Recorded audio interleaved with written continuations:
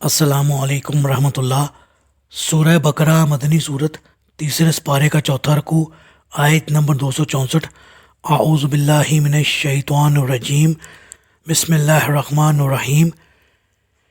یا ایھا الذین آمنوا لا تبطلوا صدقاتکم بالمن والأذی کالذی ينفق مالہ رئاء الناس ولا یؤمن باللہ والیوم الآخر فمثلہ کمثل صفوان علیہ تراب فاصابہ وابل فترکہ صلدا لا یقدرون علی شیء مما کسبوا واللہ لا یہدی القوم الکافرین۔ اے ایمان والو، اپنے صدقات کو احسان جتلا کر اور دکھ پہنچا کر ضائع مت کرو، جیسے وہ شخص ضائع کرتا ہے جو اپنا مال لوگوں کو دکھانے کی خاطر خرچ کرتا ہے اور اللہ اور روز آخرت پر ایمان نہیں رکھتا۔ ایسے شخص کی مثال یوں ہے جیسے ایک صاف اور چکنا پتھر ہو جس پر مٹی کی تہ جمی ہو، پھر اس پر زور کا مینہ برسا تو مٹی بہہ گئی اور صاف پتھر باقی رہ گیا۔ اس طرح خرچ کرنے سے اگر وہ کچھ ثواب کماتے بھی ہیں تو بھی ان کے ہاتھ کچھ نہ آئے گا۔ جی، ریاکار کی چونکہ نیت ہی درست نہیں ہوتی اور نیت ہی اصل بیج ہے، لہٰذا ایسا بیج بار آور نہیں ہو سکتا۔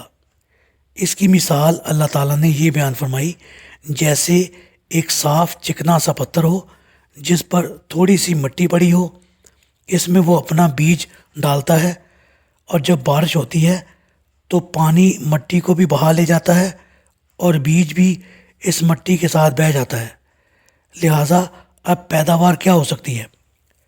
ریاکار کا دراصل اللہ پر اور روز آخرت پر پوری طرح ایمان ہی نہیں ہوتا، وہ تو لوگوں کو خوش کرنے کے لیے ہی عمل کرتا ہے۔ اللہ تعالیٰ کے ہاں اجر و ثواب پانے کی اس کی نیت ہی نہیں ہوتی۔ چنانچہ حدیث میں آیا ہے کہ سیدنا ابو ہریرہ رضی اللہ تعالیٰ عنہ کہتے ہیں کہ میں نے رسول اللہ صلی اللہ علیہ وآلہ وسلم کو یہ فرماتے سنا ہے کہ قیامت کے دن پہلا آدمی جس کا فیصلہ کیا جائے گا وہ ایک شہید ہوگا، اسے اللہ تعالیٰ کے ہاں لایا جائے گا۔ اللہ تعالیٰ اس کو اپنی نعمتیں جتلائے گا جن کا وہ اعتراف کرے گا۔ اللہ تعالیٰ فرمائے گا تو پھر تم نے کیا عمل کیا؟ وہ کہے گا میں تیری راہ میں لڑتا رہا حتیٰ کہ شہید ہو گیا۔ اللہ تعالیٰ فرمائے گا جھوٹ کہتے ہو، تم تو اس لیے لڑتے رہے کہ لوگ تجھے بہادر کہیں اور وہ دنیا میں کہلوا چکے۔ پھر اللہ فرشتوں کو حکم دے گا جو اسے گھسیٹتے ہوئے جہنم میں جا پھینکیں گے۔ پھر ایک اور شخص کو لایا جائے گا جس نے دین کا علم سیکھا اور لوگوں کو سکھایا اور قرآن پڑھتا تھا۔ اللہ تعالیٰ اس پر اپنی نعمتیں جتلائے گا جن کا وہ اعتراف کرے گا۔ پھر اللہ تعالیٰ اسے پوچھے گا پھر تو نے کیا عمل کیا؟ وہ کہے گا میں نے خود علم سیکھا اور دوسروں کو سکھایا اور قرآن پڑھاتا رہا۔ اللہ تعالیٰ فرمائے گا جھوٹ کہتے ہو، تم نے تو علم اس لیے سیکھا تھا کہ لوگ تجھے عالم کہیں اور قرآن اس لیے پڑھتا تھا کہ لوگ تجھے قاری کہیں، اور تجھے دنیا میں عالم اور قاری کہا جا چکا ہے۔ پھر اللہ تعالیٰ فرشتوں کو حکم دے گا جو اسے گھسیٹتے ہوئے دوزخ میں جا پھینکیں گے۔ پھر ایک اور شخص کو لایا جائے گا جسے اللہ نے ہر قسم کے مال سے نوازا تھا۔ اللہ اسے اپنی نعمتیں جتلائے گا جن کا وہ اعتراف کرے گا۔